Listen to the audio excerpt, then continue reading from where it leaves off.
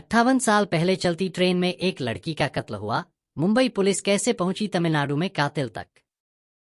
Cigarette की राख से पता चला कातिल का। मद्रास बॉम्बे मेल दादर छोड़कर रफ्तार पकड़ चुकी थी। प्रथम श्रेणी कोच के अटेंडेंट ने अपनी रूटीन चेकिंग शुरू कर दी। तभी एक कोच की निचली बर्थ के नीचे से एक हाथ बाहर निकला दिखा उसे। अटेंडेंट नीचे झुका और हाथ पकड़कर खींचने लगा।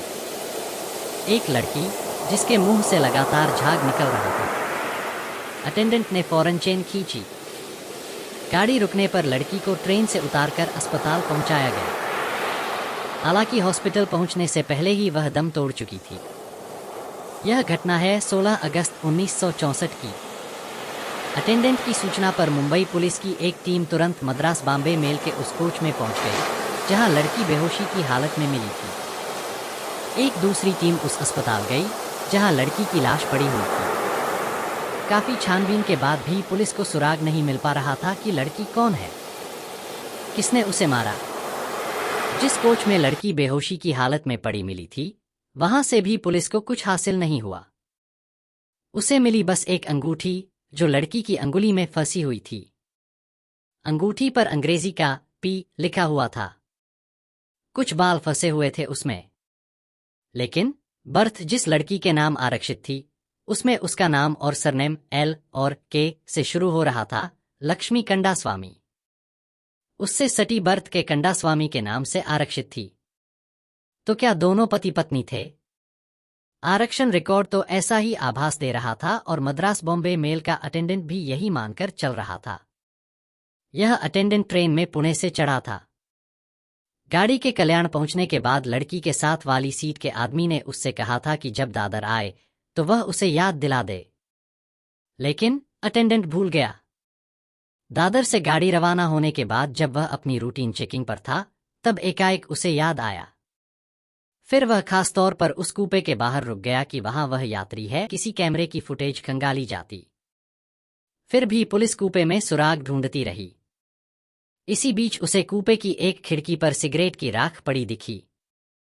उसी खिड़की से सटी सीट के कोने में सीजर्स ब्रांड सिगरेट का एक पैकेट दबा था। पुलिस समझ गई कि शक के दायरे में आने वाला शख्स चेन स्मोकर है। पुलिस ने लड़की की लाश को कोल्ड स्टोरेज में रखवा दिया था। उसकी फोटो खिंचवाकर तमिलनाडु के अखबारों में पब्लिश कराई गई। इसका असर हुआ। फोटो छपने के कुछ दिनों बाद मुंबई पुलिस को तमिलनाडु के सालेम जिले के मिनाकल तालुका के एक डॉक्टर का खत मिला। डॉक्टर ने लिखा कि उनके इलाके की पपल नाम की एक युवा लड़की पिछले कई दिनों से गायब है। उसने स्थानीय अखबारों में जिस लड़की की फोटो देखी है उसकी शक्ल पपल जैसी ही लगती है। बाद में डॉक्टर ने किसी परिचित के जरिए लड़की की विधवा मां को मुंबई भिजवा दिया। मां ने लाश देखते ही बेटी को पहचान लिया। मां को हत्या का शक था गांव के सरपंच पर।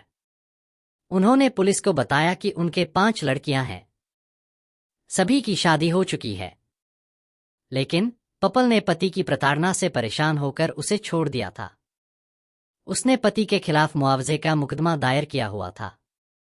इसके चलते वह अक्सर सरपंच के साथ सालेम में किसी वकील के पास जाती। इस सूचना के बाद पुलिस ने सरपंच से पूछताछ की। लेकिन पहली ही नजर में सरपंच पर से शक धुएं की तरह उड़ गया।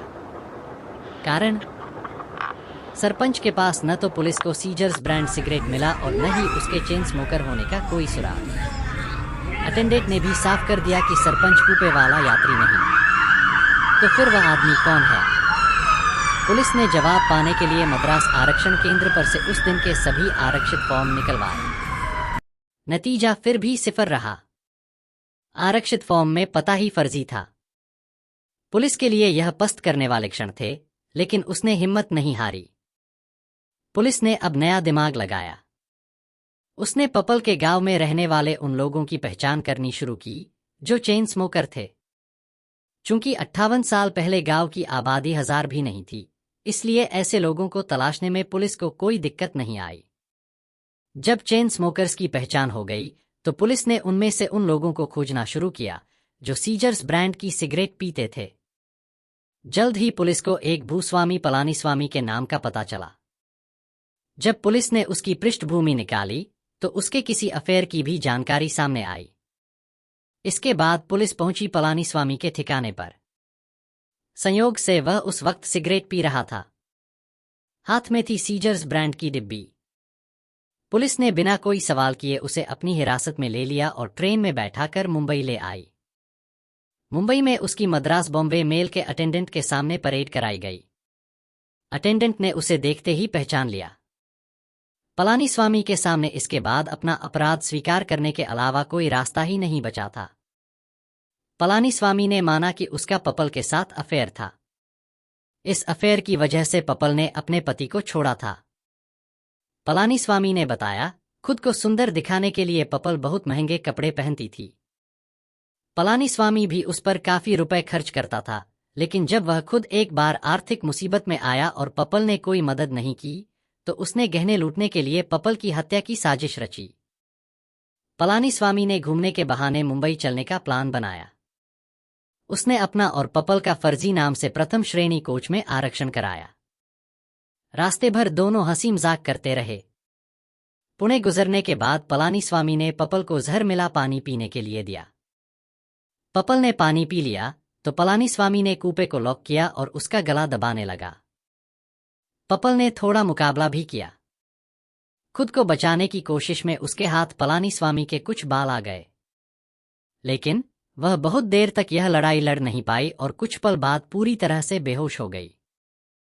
पलानीस्वामी ने उसका सारा सामान चलती गाड़ी से फेंक दिया। उसके सारे गहने उतारकर अपने बैग में रख लिए, लेकिन पपल के हाथ की अंगूठी बहुत टाइट थी, इसलिए वह उसे नहीं उतार पाया। अंगूठी पर लिखा पी और उसमें फंसे पलानीस्वामी के बाल मुकदमे के दौरान उसके खिलाफ सबसे बड़े सबूत बने।